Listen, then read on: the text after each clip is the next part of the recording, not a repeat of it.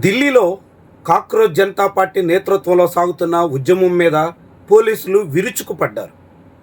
ఆడపిల్లల్ని చిన్నపిల్లల్ని కూడా చూడకుండా లాఠీలతో ఇష్టారాజ్యంగా దాడికి పాల్పడ్డారు.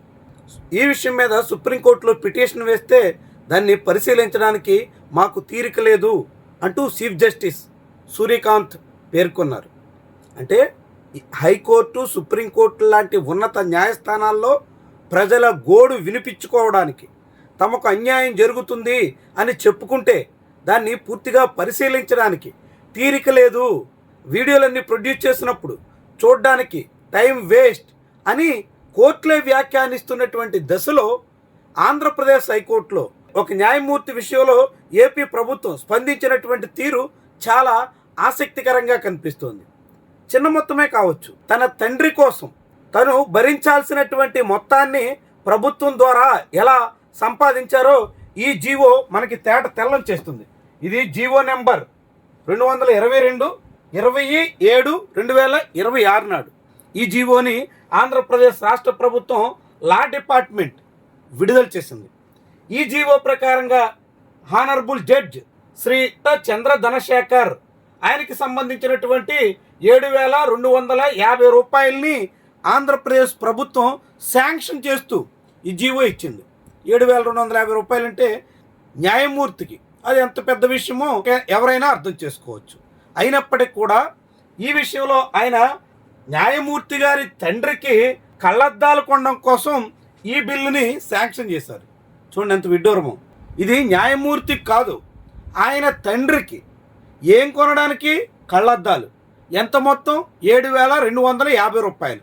ఈ బిల్లు పెడితే దీన్ని తొలుత the medical officer, civil assistant surgeon, civil dispensary, high court of AP ఆ బిల్లును పరిశీలించి మెడిసిన్స్కి అయితే రీఎంబర్స్ చేస్తామే తప్ప కళ్ళద్దాలు మెడిసిన్ కాదు కాబట్టి దాన్ని రీఎంబర్స్ చేయడం కుదరదు అని తిరస్కరించారు.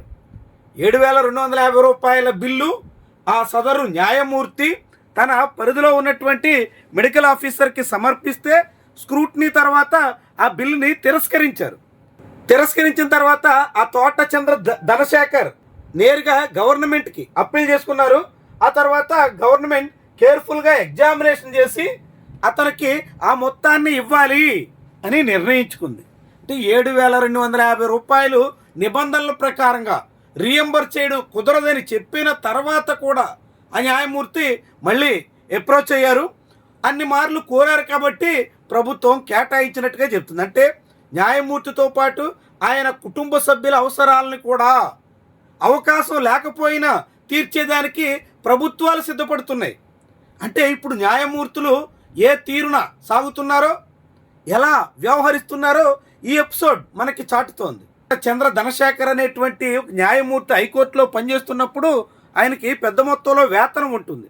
తండ్రి లేదంటే కుటుంబ సభ్యుల ఆరోగ్య అవసరాల కోసం ప్రభుత్వం రీఎంబర్స్ చేస్తుంది కాబట్టి దాన్ని ఉపయోగించుకోవచ్చు. కానీ అవకాశం లేనటువంటి కళ్ళద్దాల కోసం 7,250 రూపాయల కోసం ఆయన పడినటువంటి తాపత్రయం, అందుకు వెంటనే చాలా పెద్ద హృదయం చేసుకుని ప్రభుత్వం పెద్ద మనసుతో కేటాయించినటువంటి తీరు ఎంత ఆసక్తికరంగా ఉందో చూడండి. దానికి ఒక జీవో, ఆ జీవోలో మొత్తం విషయం వెల్లడించడం, ఇదంతా చూస్తుంటే ప్రభుత్వం ఏ తీరున సాగుతుందో, న్యాయమూర్తుల వ్యవహారం ఎలా ఉందో, ఇంకా ప్రజల సమస్యలు, ప్రజల గోడు వినిపించే పరిస్థితి ఎలా వస్తుందో అనేటువంటి ప్రశ్నలకైతే ఆస్కారం ఇస్తుంది. మొత్తంగా ఏమైనప్పటికీ ఇలా న్యాయమూర్తుల విషయంలో ప్రభుత్వాలు ఉదారంగా సాగడం మాత్రం ఆసక్తికరమైనటువంటి విషయంగా మనం చెప్పాల్సి ఉంటుంది. ఇలా ఒక న్యాయమూర్తికి సంబంధించినటువంటి బిల్స్ విషయంలో జరిగినటువంటి మొత్తం ఈ ప్రక్రియ, ఆయన తండ్రి కళ్ళద్దాల కోసం ఆయన చేసినటువంటి ప్రయత్నం, దానికి ప్రభుత్వం స్పందించినటువంటి తీరు, వీటన్నిటినీ మీరైతే ఎలా చూస్తారు? మీకేమనిపిస్తుంది? కామెంట్ రూపంలో తెలియజేయండి.